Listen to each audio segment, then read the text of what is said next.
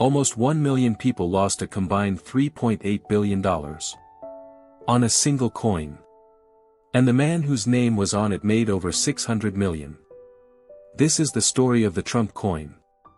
And according to public financial disclosures and on-chain data, it may be one of the most one-sided deals in modern financial history.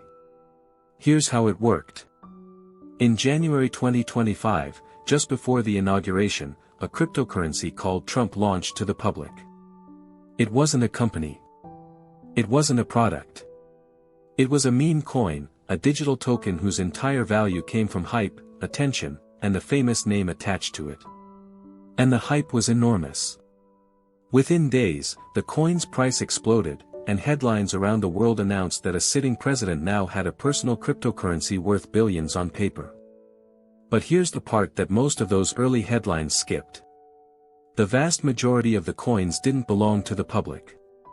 According to reporting, roughly 80% of the total supply was controlled by entities tied to the Trump Organization and its partners.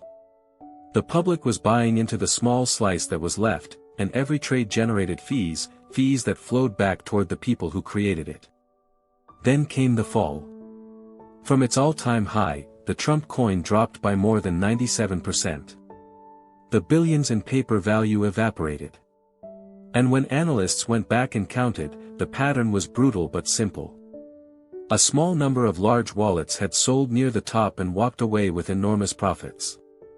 And hundreds of thousands of small buyers, ordinary people who bought in because they trusted the name, were left holding a coin worth a fraction of what they paid. Public Citizen and multiple financial analyses estimated the damage. Around 764,000 wallets, overwhelmingly small investors, lost money. The combined losses came to roughly $3.8 billion. Meanwhile, the venture behind the coin is reported to have collected over $600 million in fees and revenue along the way. Now, none of this was hidden in a back room.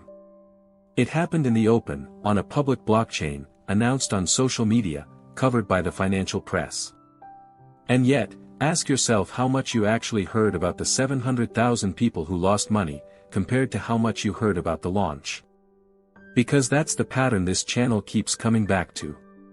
The exciting headline travels fast. The billions in launch value, the celebrity, the spectacle. The quieter story, the ordinary people left holding the loss, moves a lot slower, if it moves at all.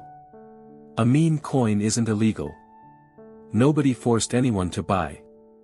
But when the most powerful name in the country is attached to something that transfers billions from small buyers to a handful of insiders, the least we can do is make sure the second half of that story gets told too.